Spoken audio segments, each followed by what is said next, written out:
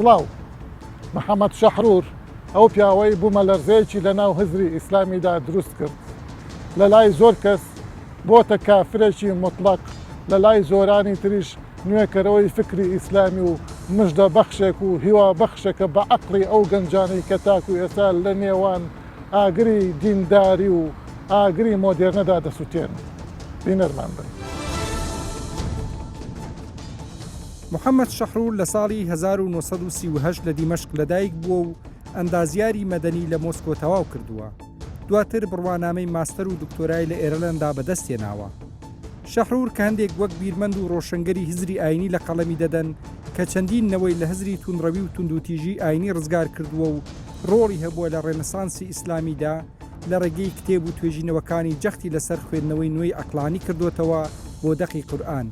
ئەویش بە پشتبەستن بە ڕێبازی زانستی سەردەم بە تایبەتی لە بواری زانستی زماندا و مامەڵەی ڕاستەوخۆ لەگەڵ دەقی دینیدا.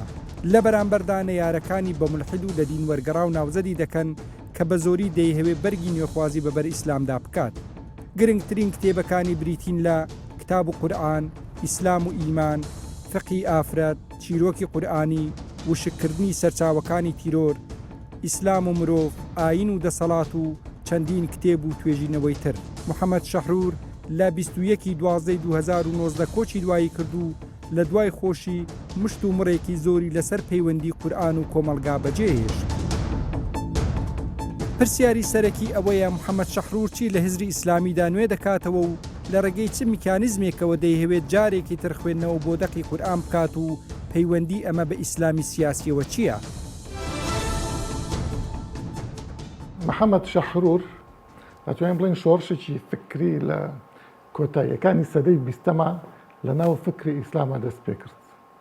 بەڵام لەگەڵ ئەوەشە شاڵاوێکی زۆر هەتا حەدی تەکفیرکردن هەتا تەخوینکردن و ئیلا ئاخری وەک عادەتی زۆر لە ئیسلامیەکانە ڕشت. پێت وایە بنەماکانی هزری شەحرور چی بێت وا خەڵک تەکفیری بکات؟ وەکو بەڕێزت وتت ئەو توانی بە فترەیەکی زەمانی کەم بە هەوڵێکی تاکەکەسی خۆی دنیای ئیسلام بەخەبەر بێنێ بە دوو دیوە دیوێکی ینی بەخەبەری بێنێ بۆ ئەوەی بیر بکاتەوە بیری دیوێکیشی یا بەشێکیشی بووە نەیاری بەداخەوە بەبێ ئەوە کە بیناسێت. هێڵە سەرەکیەکانی کاری ئەو یا بنەماکانی فکری ئەو بریتی بوو لەوەی کە قورئان کە پەیامی ئاسمانە ناکرێت لە دەمی خەڵکەوە BBC یان بە چاو و عەقڵی خەڵکەوە بیخوێنیتەوە، بەڵکو هەر مرۆڤێک خۆی بۆ خۆی یا هەر سەردەمێک خۆی بۆ خۆی یا هەر جیلێک لە مرۆڤایەتی خۆی بۆ خۆی ئەتوانێت وەکو هەموو جارە عینەکەکانی داگرت ئێوە من ئەمەوێت بە چاوی خۆم و بەم عینەکانم بیخوێنمەوە بیخوێنیتەوە بۆ ئەوەی وەکو بڵێ بە زمانی سەردەم بە عەقڵی سەردەم بە ئاستی مەعریفی سەردەم لەو پەیامەتیە بگەی نەک ئەم تێگەیشتن ئەم جیلەی کە ئێستا ئەژی بە تێگەیشتنی 1200 1300 تا 1400 ساڵ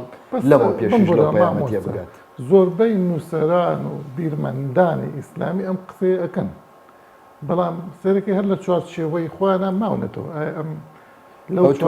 توانی لەو قاوغە دەرچێ ئەو توانی بۆ نمونە کاتێک کە ئەوێت لە ئاەتێک تێبگا یا شرۆڤەی ئاەتێک بکە یەکەم شت دیدی خۆی ئەخاتە ڕوو پاشان بەراوردی ئەکا بە خوێندنەوەکانی تر یا خوێنەوەکانی تر ڕخنە ئەگرێت لە سێبەری خوێندنەوەکەی خۆیەوە. باش بەس مامۆستا یەکەم شت کە لەسەر شەحرور ئەوتر ئەوەیە کە هەر حەدیث بە یەک جار ڕەتەکاتەوە یا ڕەفزیەکات. ئەمە ئەکرێت ئەمە تۆمەتە، چونکە دکتۆر محەممەد شەحرور زۆر سوودی لە حەدیث زۆر گرتووە لە دەیان بڕگابوونەوە من شخصی خۆم بە نامەگۆڕینەوە پەیوەندیم پێوە کردووە پرسیارم لێ کردووە لەبارەی زەکاتی فیترەوەی کە بە عەشایری پێ ئەوترێ سەرفیترە وەڵامی بەوە داومەتەوە کە وەرگرتنی نوێژ و زەکات بە نەسی ئاەت لە پێغەمبەرەوە بێ عەلەیهی سەڵات وەسەلام. بالمناسبە باسی نوێژت کرد یەکێک لەو تاوانە ئەڵەن شەحرور ئیمانی بە نوێژ نییە ئەڵێ هەر چۆنەکەی ڕۆەکەیتە کوێ چی ئەڵەی لەگەڵ خۆ ئەوانە قسەی وەکو بڵێ هەوایین لەسەر چه ئەساسێک لە کوێ شتی وای وتووە من ناڵێم کە وەڵامی منی داوەتەوە نووسیوێتی نوێژ و زەکات دوو شاعیرەی ئیسلامین بە نەسی ئاەت ئەبێ لە پێغەمبەری وەربگرین ئەطیعوا الله ئەقیموا الصلاة وآتوا الزكاة وأطيعوا الرسول یەکەم شوێنە لە قورئانە ئیطاعی ڕەسوول بەبێ ئیطاعی ئەڵڵا هاتبێت لەو دووشتا تایبەتمەندی وەکو بڵێ پێداوە کە ئەبێ ئەوانە لە پێغەمبەر وەربگریت ئەمە ینی پشتبەستن نییە بە حەدیث باوەڕبوون نییە بە حەدیث زۆر باشە ئەمە وەڵامی پرسیاری دوێمیش داتەوە کە مەسەلەی نوێژ باوەڕی بە نوێژنی ناب ئەوڵێ نوێژەوێ بەو سیغە ئەنجام بدرێکە گەیشتووە بە سیغەی تەواتر بە ئێمە گەیشتووە خۆی نوێژیشی ئەم قسەی لە چۆ هەیە ئەڵێن توێتی ڕۆکەنە خۆ بە وتی ناکرێت ئەگە ئێمەمانەوەی دراسە و دیراسە و بەحث و لێکۆڵنەوە لەسەر فکری کەسێک بکەین ئەبێ یەکەم شت لە خۆی هەر لەم بارەوە شتێکی تر کە زۆر گرنگە بەلامەوە ئەڵێن محەممەد شەحرور زینای حەڵال کردووە بە شەرتی خەڵک بەداخەوە ئەوە تەسەورێکی غەڵەتە هەمووی تۆمەتن ئاراستەی محەممەد شەحرور دەکرێن من بە کورتی بە سەریعی بە پارچە ڤیدیۆیەکی هەیە تەرجەمەشم کردووە لەم نزیکانە دۆبلاژیش کرێت ئەو باسی فەواحیشەکە کە فەواحیش 6 دانن نیکاحی مەحاریم و نیکاحی زەوجەی محسەنە و جنسی عەلەنی و شەشتن هەر شەشتی سیفاح و دۆزگرتن و ئەمانە ئەڵێ یەک دانەیان مجتەمع و دەوڵەت بۆی هەیە تەداخل بکە کە ئەویش زینای عەلەنیە ئەڵێ گەر کەسێک عەقدی شەرعی مزگەوت یا کەنیسەیە مەحکەمەشی پێبوو تەنانەت کە ئەمە ژنیەتی ئەگە بە عەلەنی سێکسی لەگەڵا کرد لە دەرەوە لە بەرچاوی خەڵکە ئەوی ژەر بە زیناکار ئەدرێت لە قەڵەم و تۆمە سزای زیناکار ئەدرێت ئەڵێ تەنیای لەم یەک حاڵەتە مجتەمع و دەوڵەت بۆ هەیە تەداخل بکە ئەوانی تری نهێنین مجتەمع بۆی نییە تەداخل بکەن لە نهێنیەکە کە ئیشی ئەو بەس حرامە لای حرامە دەجار ئەڵێتەوە يظل حراما هەمویان حرامن بەس ئەم دانیان مجتەمع و دەوڵەت بۆ هەیە تەداخل بکە پێوانەیە ئیسلامی بەتایبەتی سەلەفی و ئەم مسلمانە سەلەفیانە و ئیسلامی و ئایدۆلۆژیانە تا حدی بوختان تا حدی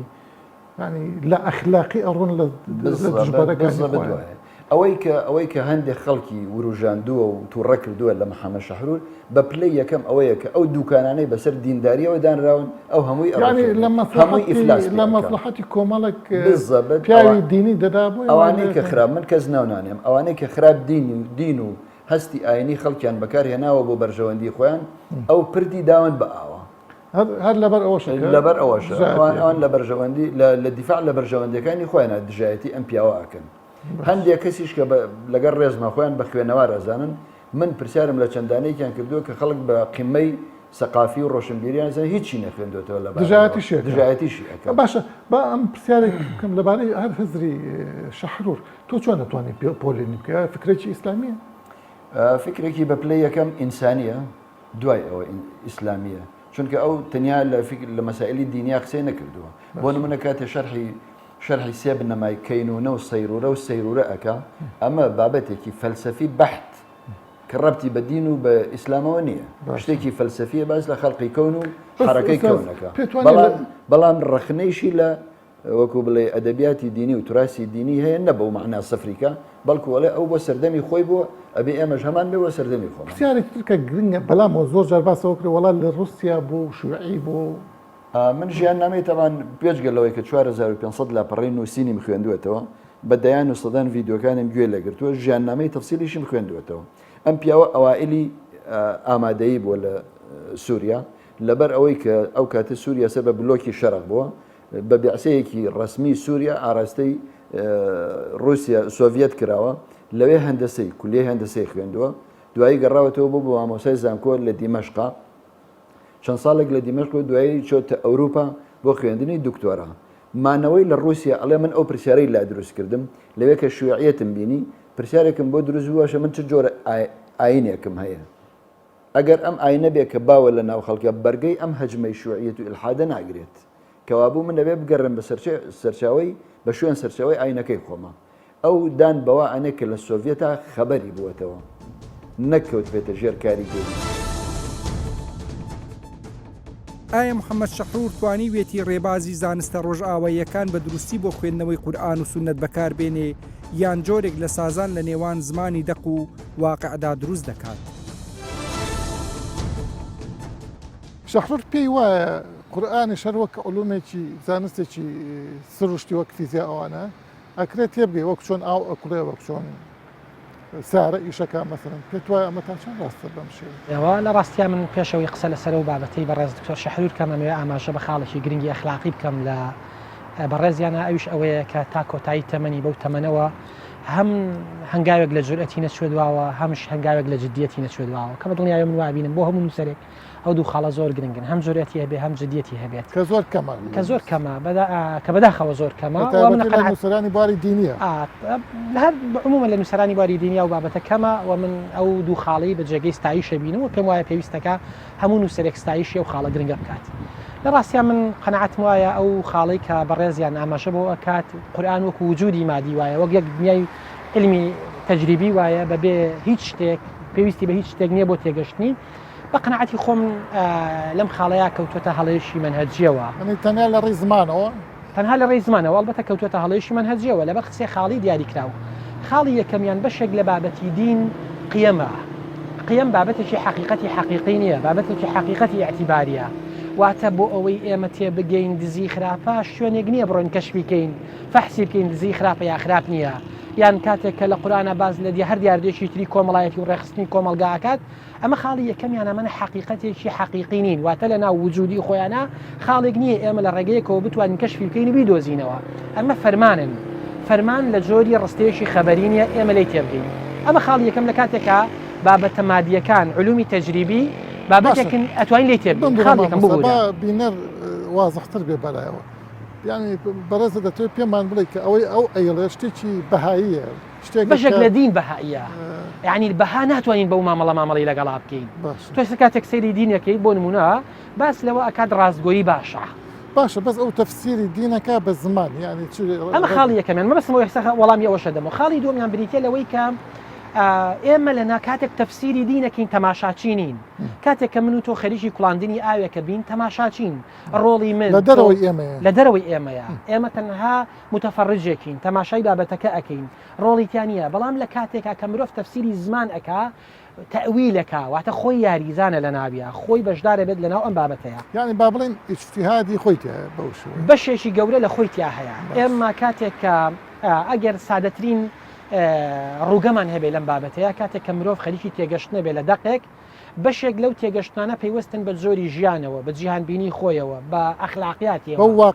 بە واقعەوە کە لە ناویە ژیاوە بەو دۆخە سایکۆلۆژی شەحرور خۆشی وا ئەڵێ خۆی زمان بۆ ئەو سەردەمەیە قورئان بە زمانی ئەو سەردەمە ئەبێ تەفسیر کرێت نازانم چەند باشە گرفتمان نیە لەگەڵ ئەوە نییە کە زمان ئەبێ بیکەین بەڵام نابێ ئێمە معنا بگۆڕین کە قسەم لەسەر بابەتەش هەیە ئێستا یکەم وەکچی وەک معنا وەک بۆ نمونە کاتێک کە تۆ ئەڵێیت بۆ نمونە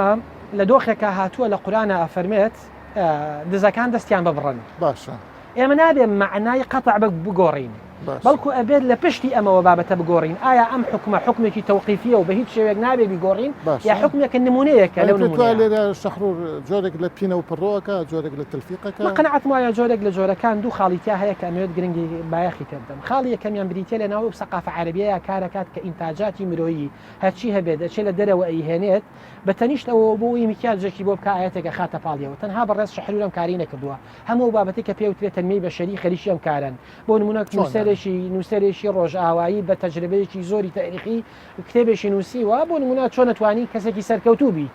بەڕێزێکی ژەڕوا دەڵێ کاکەم کتێبە هەمووی لەناو قورئانە هەیە تەنها چی کردووە ئاەتێکی ناوە خستوێتی ناو دوو کەوانەوە خستوێتە نێوان دوو دۆڕی ئەو بەڕێزەوە لە کاتێک ئەمە پێی ناوترێت مامەڵەکردنی زانستیانە ئەمە خاڵی یەکەمیان کە بەڕێزی لەم کارەیە لە چوارچێوەی ئەو بابەتەیە بۆ پێ تو مەسەلەن ئەو مافەکانی مرۆڤ هێنێ بەڵێ ئەوێ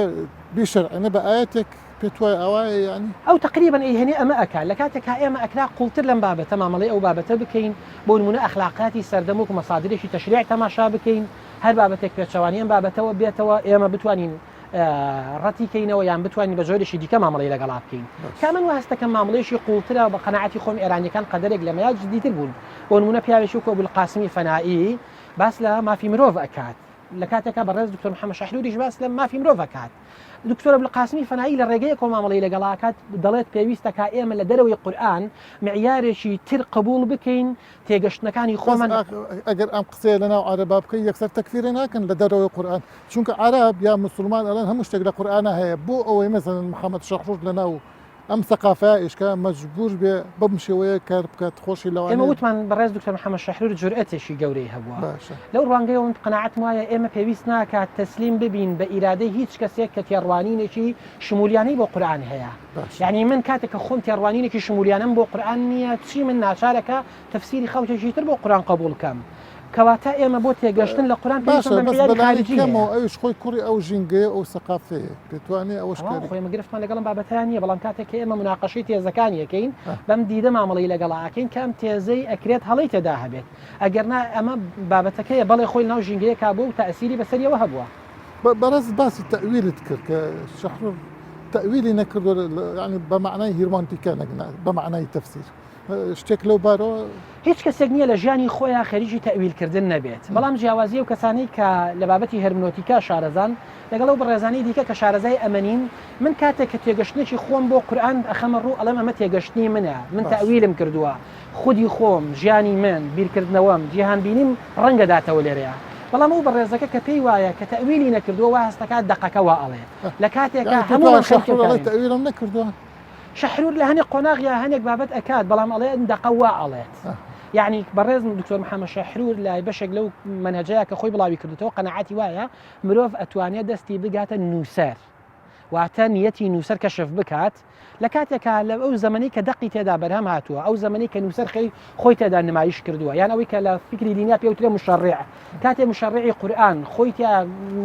نمایش کردووە هاتووەتە ئێرە ئەم زمانە لەگەڵ زمانی ئەمە زۆری جیاوازە ئێمە بۆشاییەکی زەمەنی گەورە هەیە لە نێوان سەردەمی نزولە لەگەڵ سەردەمی تەفسیرکردنی قورئانە بۆیە ئەم بۆشایە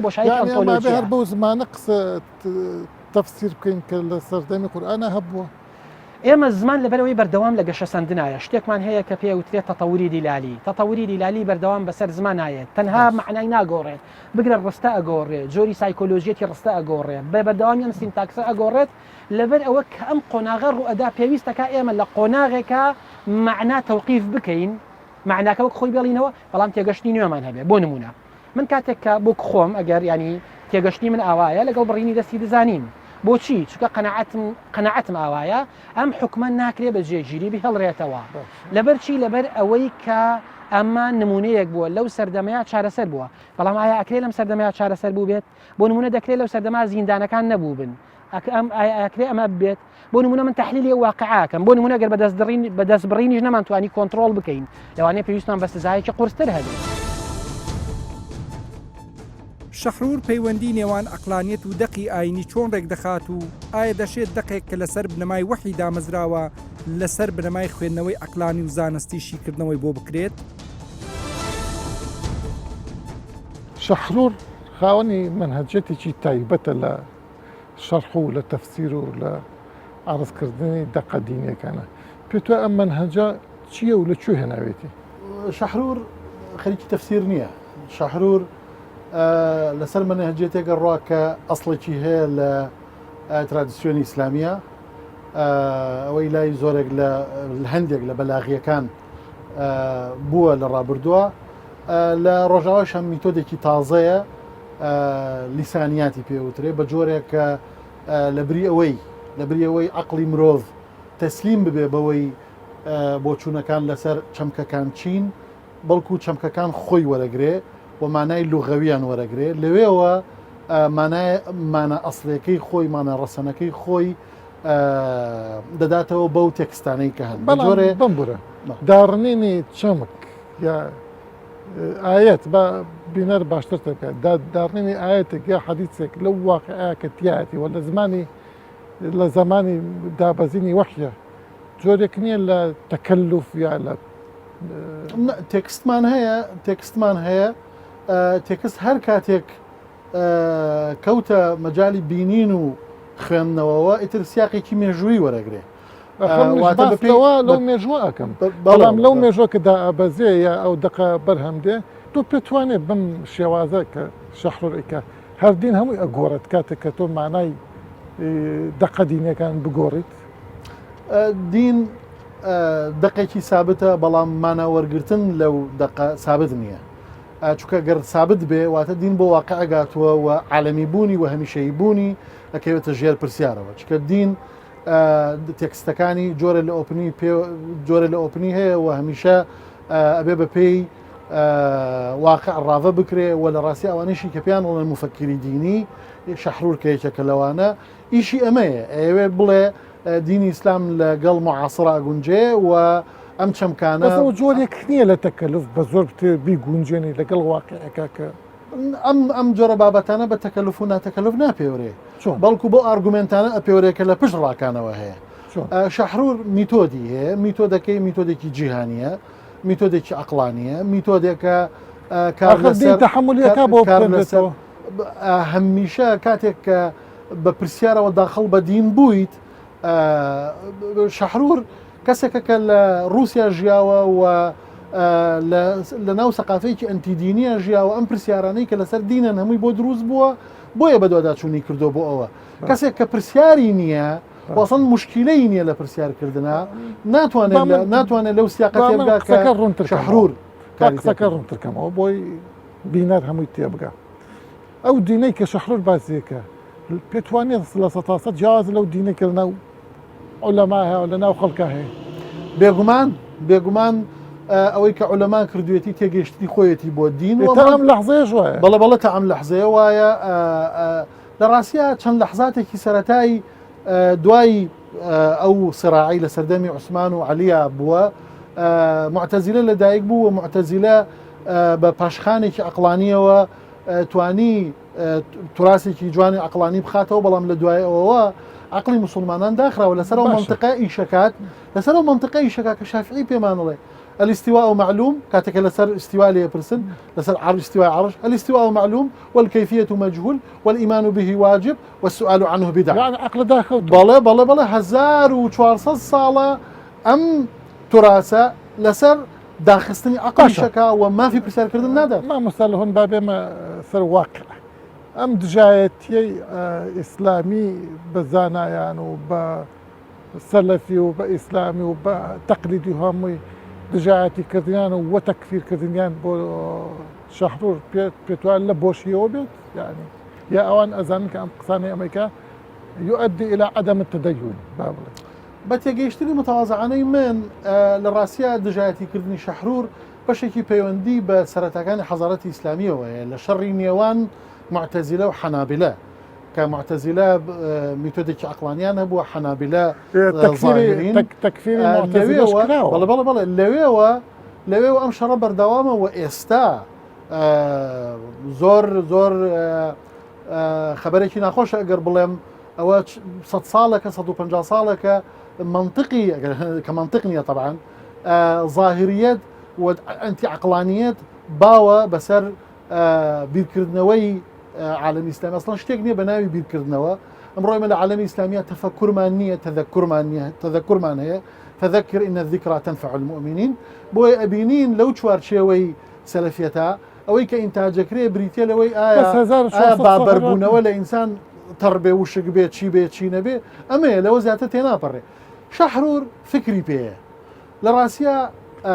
وەک حەزارەت 1400 ساڵە ئەشاعرە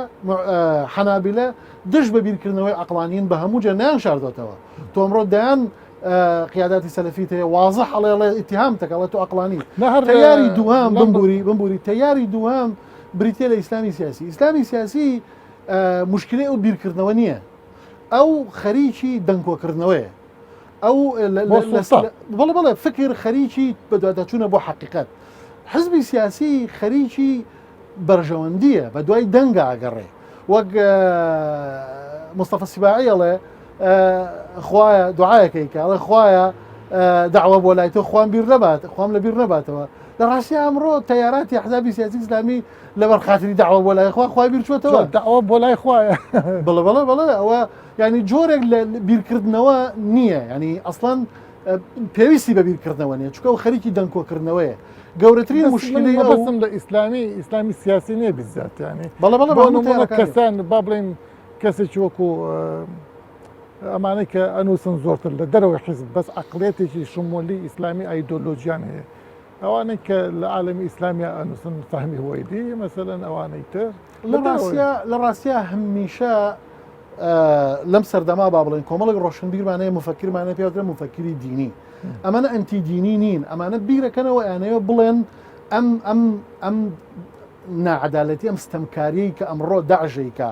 ئەم بێعەقلیەی کە ئەمڕۆ توراسیەکان ئەیکەن لە ڕاستیە ئیسلام مەسئول نییە تەکفیر بۆ ینی بەچی دانگێک غێری تەکفیر چیتر بکات فکر دژایەتی ناکرێ